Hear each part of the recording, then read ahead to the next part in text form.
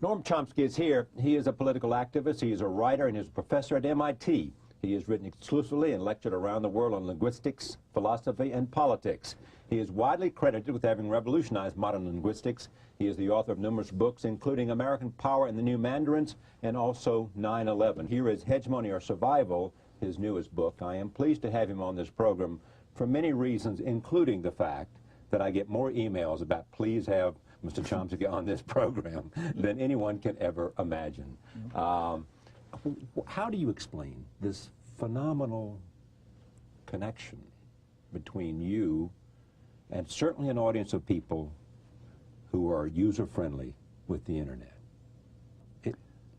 Well, I think people who are, there's an enormous number of people who are involved in a informal, disorganized, activist, dissident culture, and they tend to make their own connections outside the major institutional channels, which are not hospitable to them. And the internet has become a major form of interconnection, organizing, not just in the United States, everywhere. I mean, in South Korea, for example, they recently elected a president using the internet for organizing and communication and getting around the strong opposition of the media and the concentrated power to the popular candidates. It happens to be a very wired-up society. Well, it is. Broadband, I think, has a higher penetration in South Korea, perhaps more than any other country except Singapore. But it's happened everywhere. I mean, let's take, say, Indonesia.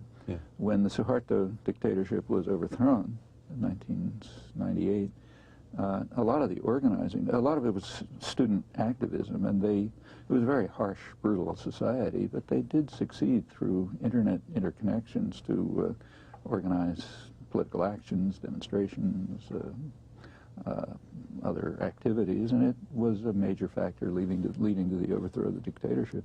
Well, Howard Dean, I suspect, would say that one of the primary reasons he has been able to get to this commanding position in the Democratic race for the presidency is the internet, allowing him both to communicate and to raise money. Yeah.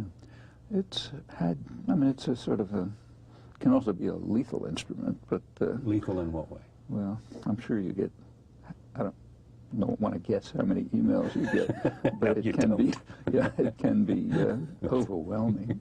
And a lot of the material that one of the problems with the internet, I mean, it's the good part of it is it's free and open. Right, exactly. But of course that has a downside. That means that things go up that have no review or you know, support. And they clog the system. They clog the system, and so it's a mixture. But it certainly has been an extremely effective way of allowing people to participate actively in even in everything from industrial societies to very repressive societies. So take, say, the World Social Forum, which is a huge enterprise, 100,000 people last year. It's mostly internet organized. There's just no other means of intercommunication among highly diverse people. Most of them are somewhat, you know, out of the power centers in their own societies, and this provides them a means of organizing, exchanging information, interaction that gives them access to a far wider range of sources of information and analysis than they would get by, you know, picking up the newspapers at the newsstand, and that has major effect. Do you think regimes around the world ought to be frightened of the possibilities of the internet? I'm sure they are, including our own government. Since the internet was, like most modern technology, it came out of the state system. Right. We have a lot of the economy relies on a dynamic state sector. The internet was developed in the Pentagon or somewhere. Well, it was actually places like MIT, but it came out of Pentagon funding and the Advanced Research Project Agency, the Pentagon, about in the early 60s. And it remained inside the state system until the mid-90s. I think 1995 it was privatized. And since then, it's changed. I mean, before that, it was considered, in fact, it was called usually an information highway. After that, it's mostly called e-commerce. Right. And the character of it changed. But there has been a lot of concern in power centers all over the world that it's just too free and open. And the question is, how can you shape it and modify it so as to lead people in preferred directions, you know, away from say, organizing the World Social Forum. Yeah, exactly. But what, for example, are the Chinese doing about it? Do you know? In China, I think internet access is quite restricted. That's what I thought. And highly censored. I don't know how much even limited access there is, but it's a very hard medium to control. Exactly. You know, when people have access, they can do all sorts of things. So the means of controlling it that are being considered, as far as I understand, are mostly trying to lead people in particular directions. So that when you enter an internet portal, you know, you'll be sort of drawn off this way, here, not that way. Okay. And therefore you'll have the rather ideas. than opening up, it'll take you somewhere. And the idea is you'll have to use, you know, energy and initiative and commitment and know what you're looking for if you want to go in the directions less preferred by power centers, which is, it's a terrain of struggle right now. There's a lot of pressure from popular and activist groups to leave it entirely open, not controlled. If this would be your last day on Earth. It's not that far from it. Well, you're what, 75? Yeah.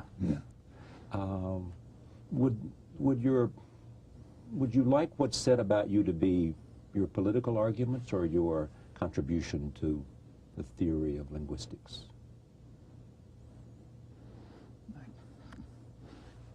To tell you the honest truth, I really don't care. You don't care? I mean, I'd like to see people follow up on the things that are interesting and important and productive and forget about the things that were byways and mistakes and so on. But if my name is attached to it or not. But what then would you characterize as most important in your judgment, if you were?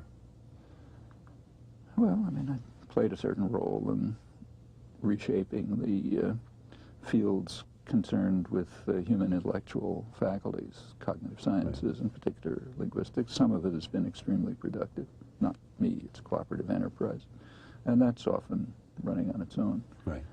In the political domain, you know, I would like to see people energized, participating, thinking for themselves, not subordinating themselves to systems of discipline and propaganda, either in the structure of life, and there's plenty of that, or in the doctrinal domains. So if people can come to use the capacities that they in fact have and the opportunities they in fact have to overcome systems of authority, illegitimate authority, domination, hierarchy, free themselves, think through issues for themselves, not the way they're taught to conform, and do something about it. That's the best legacy I can imagine. As I said to you, and you said that, I know nothing about linguistics. One of many subjects I know nothing about, but especially linguistics. Is there one question in the air in that whole realm, though, that you would like most to know the answer to? Well, like everyone, I have my own personal quirks. You know, and yes, there are some questions which are big, mega question. There are mega questions which are on the border of research. You can't really. They're a little beyond what you can study very much. You can pick away at them, but. Well, one kind of question, which is a sort of a personal obsession, is that if you look at any language is a biological system. Right. It's part of it's like our immune system or visual system, just something humans have. It's highly specific to humans. There don't seem to be any counterparts elsewhere in nature. You're in New York because of our mutual friend Edward Said, who passed away a month or so ago, correct? Yeah, and you tell me, just because you're here, your sense of what would you most want to say in appreciation of him? Well, Edward was an old friend. We were very close friends for years. We had a lot of mutual interests. Would that be culture, music, politics? Culture, politics mainly political interests, including his prime concern, also a major concern of mine, Middle East, but much broader questions of justice, freedom, oppression, which he was much involved in. Me too, and our paths often crossed. And then it was just a close personal friendship. Actually, he had arranged, we've never talked about this much, but back in the guess it must have been around 20 years ago or 25 years ago, he began arranging with meetings between high officials in the Palestine Liberation Organization when they were visiting New York, meetings with friends of his who were sympathetic to the Palestinians, critical of the PLO, to see if there could be some constructive discussion to suggest ways in which they could change what they're doing to achieve results which would make more sense for the people involved. And I was involved in some of those meetings. Anything come out of it? No. I have to say no. What do you think of the Geneva Accord that they've been working on? Current Geneva Accord? Yes, exactly.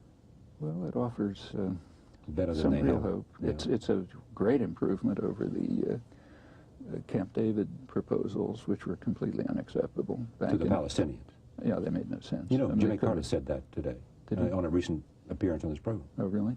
Well, he's quite right. And as soon as you look at a map of what was proposed, you see that it was absolutely unacceptable. I mean, it broke up the, there's a lot of talk about percentages and so on. That didn't mean a thing. If you looked at the actual maps that were discussed, which unfortunately were not easily available in the United States, they should have been, but they weren't. As soon as you look at the maps, you see that what in effect it did was break the West Bank into 3 pretty separate cantons. So these were not contiguous territories? Well, they were technically contiguous, but only way around the edges. If you wanted to go from, you know, Bethlehem to Ramallah, you were going to have to go way to the east. And so there were 3 effectively separated territories, all, again, effectively separated from a little part of East Jerusalem, which is the traditional center of Palestinian cultural, educational, commercial existence. And it was a kind of a Bantustan situation, as was discussed in Israel at the time. And of course, it was all separated from Gaza.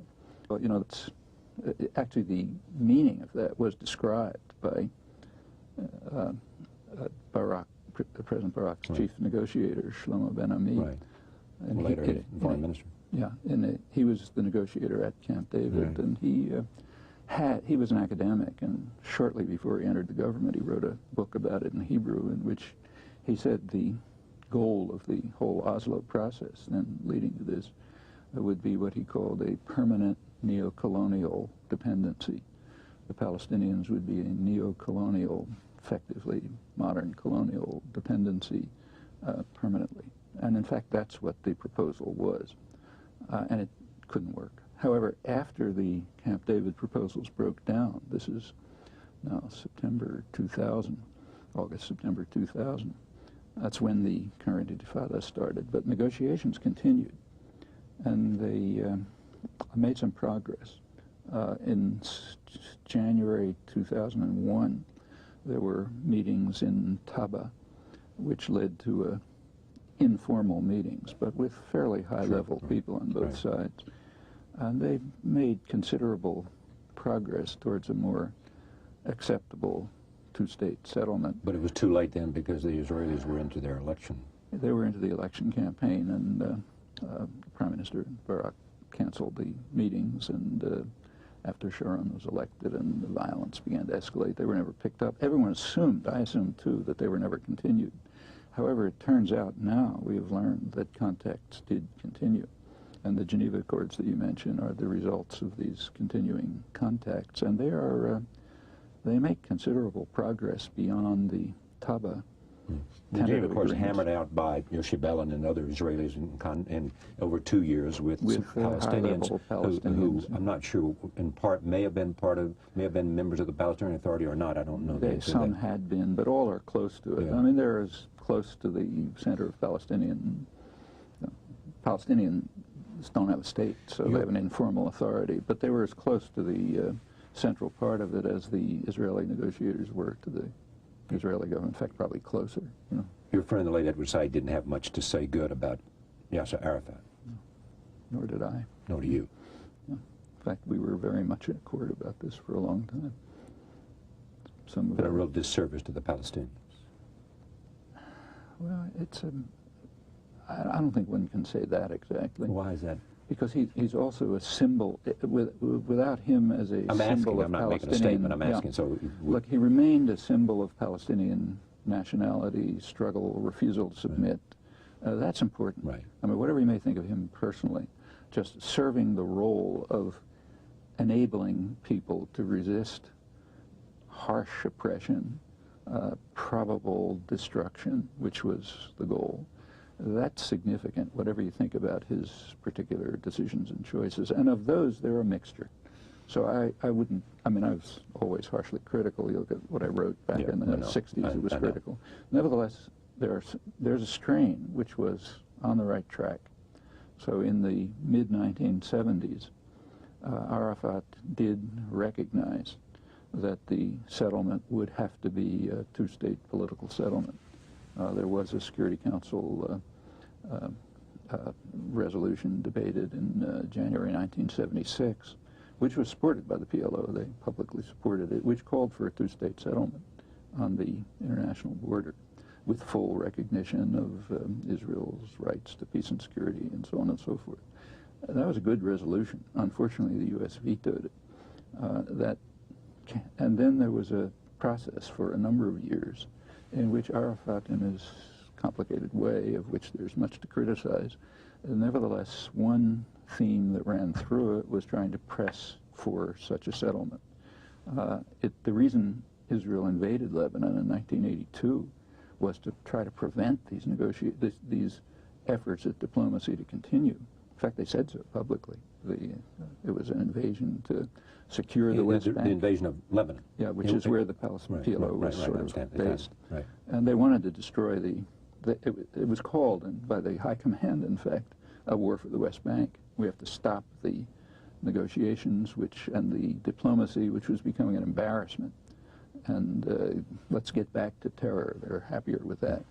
And this continued for some years. And it's a sort of a mixture of corruption, terror, violence, bad judgment, and a continuing drive towards what has to be, what almost the entire world recognized must be some kind of political settlement roughly along the international border with two states side by side. Roughly along the 63 borders. 67 borders. 67 borders. Roughly, with some modifications. Yeah. How do you... Actually, I should add, and we should be willing to recognize this, the main reason this has not taken place is that the U.S. has blocked it for 30 years, unilaterally.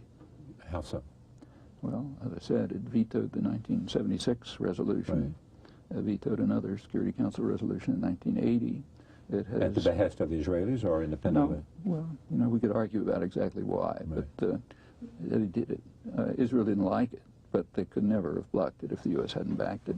Meanwhile, much more importantly, the U.S. provided the means, the diplomatic, military, and economic support, which enabled Israel to continue slowly integrating the territories effectively within Israel. The big settlement programs, the infrastructure programs, and they can't do it without U.S. support, and that's true right this minute. They could not?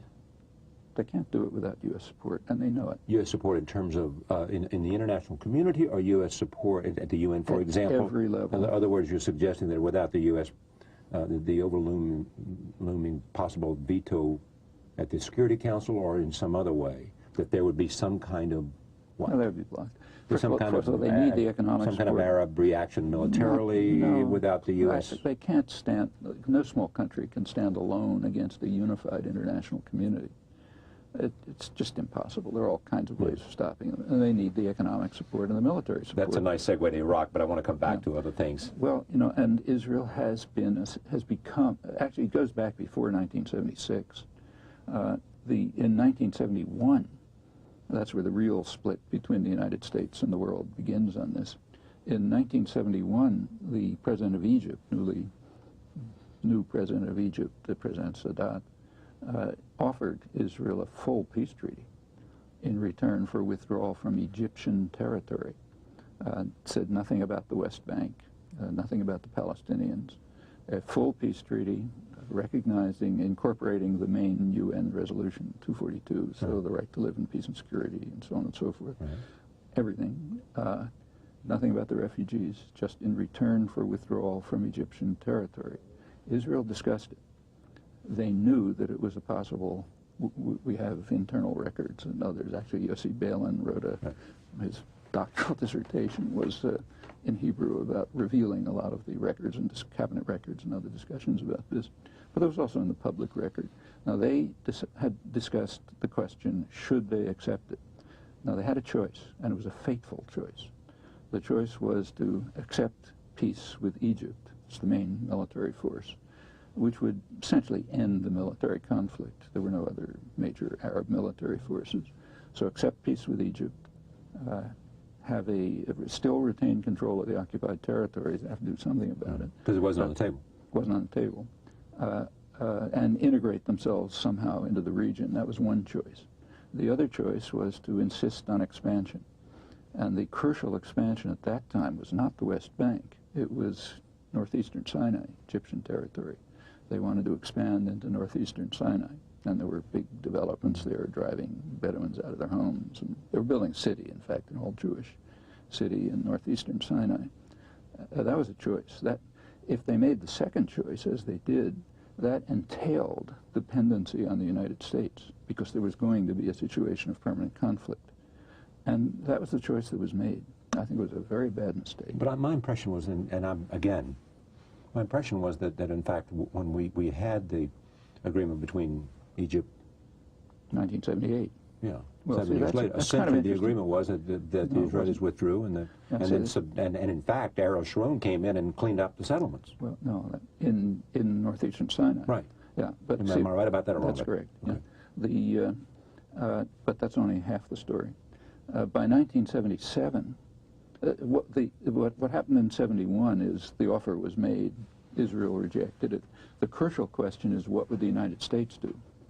Well, there was an internal debate in the United States, and it was won by Henry Kissinger, whose view was, as he described it, that we should keep to what he called stalemate, meaning no negotiations, just force. Kissinger was opposed to an agreement in 1971 between Egypt and Israel, yes, which would have led to the withdrawal from the Sinai. Exactly. Egypt would once again now, the reason have the Sinai, and there'd be a diplomatic relation between the two countries. Yes, and that decided the matter.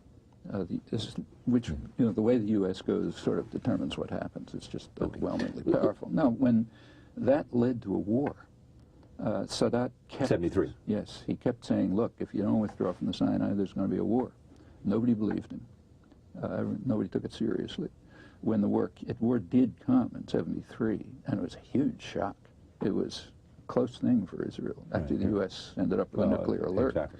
At that point, Kissinger recognized that Egypt isn't a basket case. You can't just dismiss it. Then he began his shuttle diplomacy, and it goes on up to Camp David, finally 78, 79. And at that point, Sadat, the U.S. and Israel agreed to an offer that Sadat had presented in 1971, but the new one was harsher from the point of view of Israel and the United States than the original one. It would have been better off if they accepted 71 rather than the one that was negotiated. From their point of view, which I don't accept. By Jimmy Carter, Camp David. But in 71, there was nothing about the Palestinians. By 1977, the Palestinian issue was on the table. And the U.S. and Israel had to accept an offer which recognized in some fashion Palestinian national rights, which they didn't want to do. I mean, I think they should have done it, so I can't say it's worse, but they didn't want it. Now, it's interesting that this is described in the United States as a diplomatic triumph. In fact, it was a diplomatic catastrophe. If it had been accepted in 1971, would have spared... Jimmy Carter was here several days ago. I mean, he certainly thought it was the diplomatic triumph. He probably doesn't know the history. I mean, you should have asked him whether he knows what happened in the background.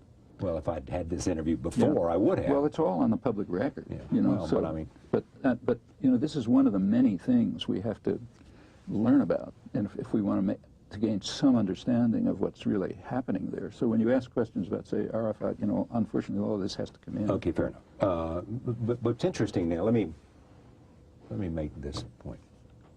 I spoke to someone about you today, and he said the following to me. Someone who his views you would recommend, you would agree with, some not. He said to me that after complimenting your mind, the quality of the mind, and contributions you had made, he said that what you had done is turned American exceptionalism on its back, and that you're, for all those who believed in American exceptionalism, you had believed in exactly the opposite, whatever that is. Now let me stay with this question. On the other hand, there are people who have asked you, look, if you have such strong feelings about how wrong-headed American policy has been, why don't you leave the country? A frequent sort of thing that's thrown at people who are critical frequently. And you always say, I love this country. Yeah, well, sure. Right. I mean, it's a very interesting question. I mean, let's try it on some other country. You know, it's sometimes easier to think about things clearly if we distance ourselves. Great. Now, let's go back to, say, the big enemy, Soviet Union. Right. I mean, the Russians would have been delighted to have the dissidents leave the country. If Sakharov had been willing to come to the West, they would have applauded. Does it make sense to ask Sakharov, why don't you leave the Soviet Union? I mean, I suppose no, I'm not trying to ask that. You understand, I'm not asking that question. I'm actually using that question to make the point that you've always said. That's the framework in which the question should be understood. Right. It's assuming that you can't have a democratic society. You stay and fight for values because you love the country. And you think that the country ought to live up to these values. And there are, you can't rank countries A, B, C, D. Countries have all sorts of properties. There's a culture, there's a society, there's modes of interaction, and so on. A lot of the things that are simply achievements. I mean, take, say, protection of free speech. Right. It's unique in the United States. There are a lot of great things that have been achieved. There are a lot of rotten things that have been done. If you have any concern about the country, meaning its people, its culture, and so on, you want to save and extend and amplify the achievements and modify the and you would crimes. put the protection of free speech high up on that list. Very high. And it's not the only one. Okay, well, tell me more, and then we'll come to some of the criticisms that you have made about American imperialism and the like. See, we have to make a distinction between state power and a country. They're different things. I understand the difference, but it's often not distinguished. If you criticize state policy, you're not criticizing a country. I understand that too. I mean, frequently when you're traveling around the world, as I do,